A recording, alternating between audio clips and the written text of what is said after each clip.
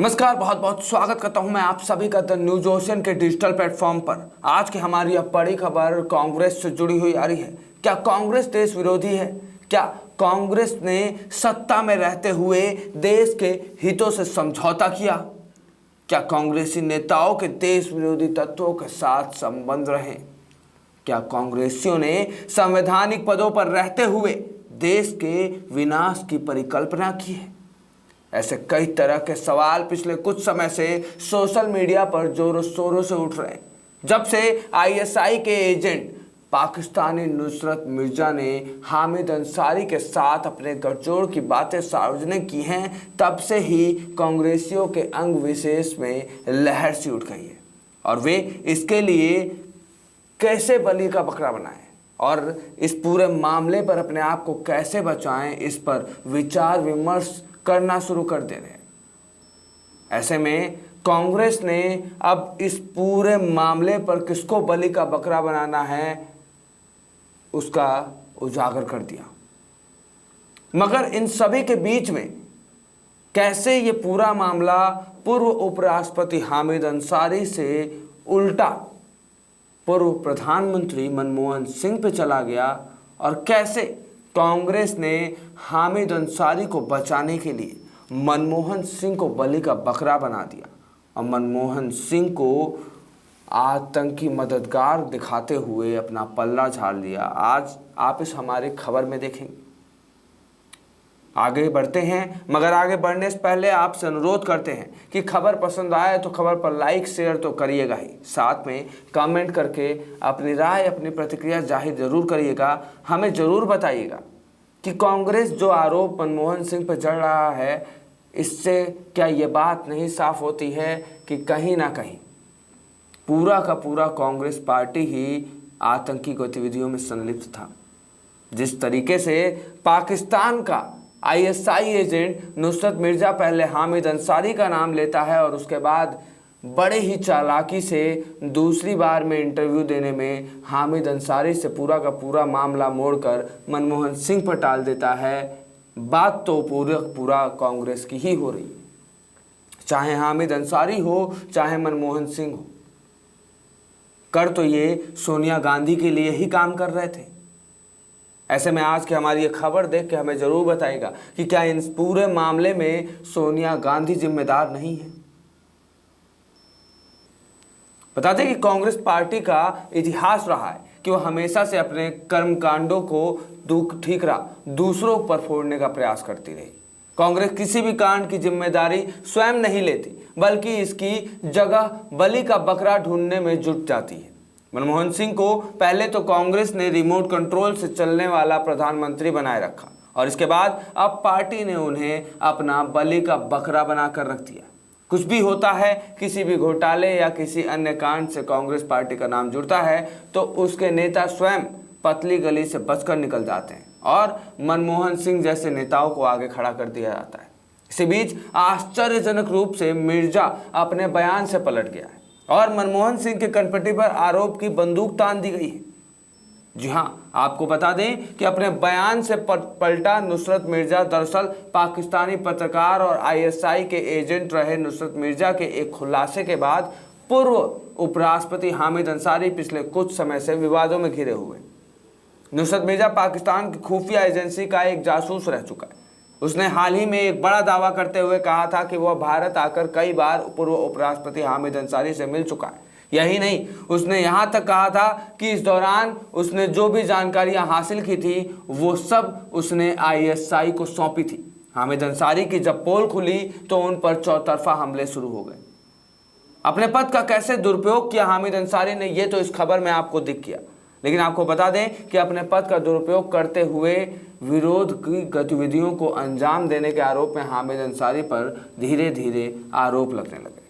ऐसे में जब हामिद अंसारी का काला चिट्ठा सबके सामने आने लगा तो पहले तो लिब्रांडुओं ने सोशल मीडिया पर विधवा विलाप किया, उसके बाद हामिद अंसारी ने अपना मुंह खोला और तात्कालीन यूपीए सरकार को लाकर कटघरे में खड़ा कर दिया। अब अंसारी को बचाने के लिए बड़े ही सुनियोजित तरीके से इस पूरे मामले का ठीकरा मनमोहन सिंह पर लाकर फोड़ दिया गया। ध्यान देने वाली बात यह है कि हामिद अंसारी का पर्दाफाश करने वाला पाकिस्तानी पत्रकार नुसरत मिर्जा ने अपने बयानों से भी पलटी मार ली है। जहां पहले नुसरत मिर्जा ने स्वयं यह बात कही थी कि वह भारत आकर पूर्व उपराष्ट्रपति हामिद अंसारी से मिला था, तो वहीं अब उसने अपने इस बयान से यूटर्न लेते हुए दावा किया है कि वो निजी तौर पर कभी हामिद अंसारी से मिला ही नहीं। केवल इतना ही नहीं, नुसरत मिर्जा ने तो यह भी कहा है कि उसने भारत में हामिद अंसारी नहीं बल्कि मनमोहन सिंह से मुलाकात की थी। ऐसे में मिर्जा ने यह भी खुलासा किया था कि तत्कालीन केंद्रीय विदेश मंत्री सलमान खुर्शीद ने ही उसे वीजा दिलवाया था। और वहीं इस खुलासे के बाद अंसारी ने मिर्जा को न जानने से इनकार कर दिया था। वहीं इस खुलासे के बाद अंसारी ने मिर्जा को जानने से साफ इनकार कर दिया था। इसके बाद ऑल इंडिया बार एसोसिएशन के अध्यक्ष डॉक्टर आदिश अग्रवाल ने एक बड़ा खुलासा करते हुए अंसारी को झूठा साबित कर दिया। जी हाँ, एक विस्तृत बयान जारी कर उन्होंने अंसारी पर जानकारी छुपाने और झूठ बोलने का आरोप लगाया। आतंकवाद के मसले पर जामा मस्जिद यूनाइटेड फोरम द्वारा 27 अक्टूबर 2009 को दिल्ली के ओबराय होटल में आयोजित एक सम्मेलन की तस्वीर भी शेयर की। इसमें अंसारी और मिर्जा एक साथ मंच साझा करते दिखाई दे रहे थे। अग्रवाल ने यह भी बताया था कि अंसारी के कार्यकाल से मिर्जा को आमंत्रित करने को उनसे आग्रह किया गया था। इसे ठुकराए जाने के बाद तत्कालीन उपराष्ट्रपति भी नाराज हो गए थे। वहीं दैनिक भास्कर को दिए हालिया एक साक्षात्कार में ताज़ा विवाद पर बात करते हुए नुसरत मिर्जा ने कहा कि हामिद अंसारी से मेरी कभी निजी मुलाकात ही नहीं। मैं एक सेमिनार का हिस्सा बना था जिसके मुख्य अतिथि हम हामिद अंसारी थे। उसने कहा कि जो दस्तावेज ISI को दिए थे उनका भारत से कोई लेना देना नहीं था। नुसरत मिर्जा ने आगे दावा करते हुए कहा कि उस दौरे के दौरान मेरी मुलाकात मनमोहन सिंह से ज़रूर हुई थी। उन्होंने मुझसे मिलकर मेरा हालचाल भी जाना था। हामिद अंसारी से तो कोई बात तक नहीं हुई थी। क्या अंसारी को बचाने के लिए पूरा षड्यंत्र रचा गया? चलिए दिखाते हैं। बता दें कि इससे पहले पाकिस्तानी यूट्यूबर को दिए गए इंटरव्यू में नुसरत मिर्जा ने साफ दावा किया था कि वर्ष 2005 से 11 के बीच वो कई बार भारत के दौरे पर आए थे और अपने इन दौरों के दौरान एकत्रित की गई जानकारी उसने ISI को सौंपी थी। इस दौरान मिर्जा ने अपनी 2010 की यात्रा का जिक्र करते हुए कहा था कि वह भारत के तत्कालीन उपराष्ट्रपति हामिद अंसारी के निमंत्रण पर आतंकवाद पर एक सेमिनार में भाग लेने के लिए भारत आया था। उसने कहा था कि वो अंतिम बार वर्ष 2011 में भारत की यात्रा पर आया था। तब उसने भारत में मिल्ली गजट के प्रकाशक जफरुल इस्लाम खान से भी मुलाकात की।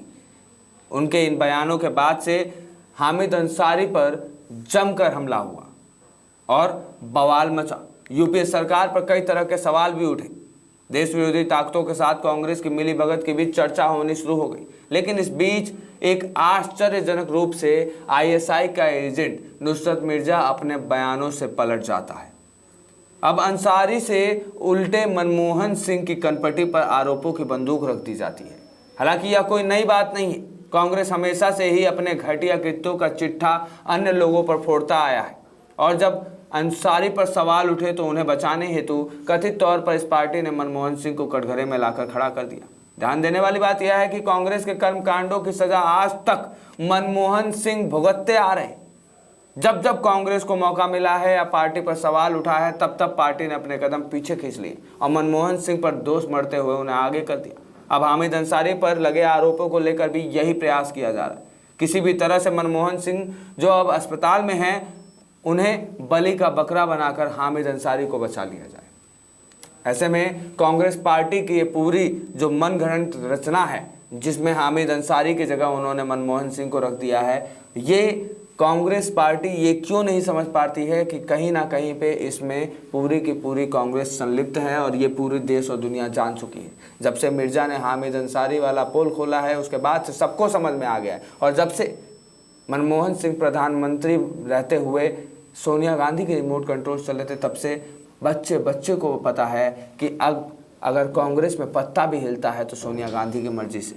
ऐसे में अगर उस समय हामिद अंसारी या मनमोहन सिंह या कोई भी व्यक्ति ISI एजेंट से मिला हुआ था उसको यहाँ बुलाता था तो इसमें कहीं ना कहीं सोनिया गांधी का हाथ जरूर होगा। इस पूरे खबर पर अपनी राय प्रतिक्रिया जरूर रखिएगा। इस खबर को ज़्यादा से ज़्यादा लोगों तक शेयर करेगा ताकि सच्चाई ज़्यादा से ज़्यादा लोगों तक पहुँचे।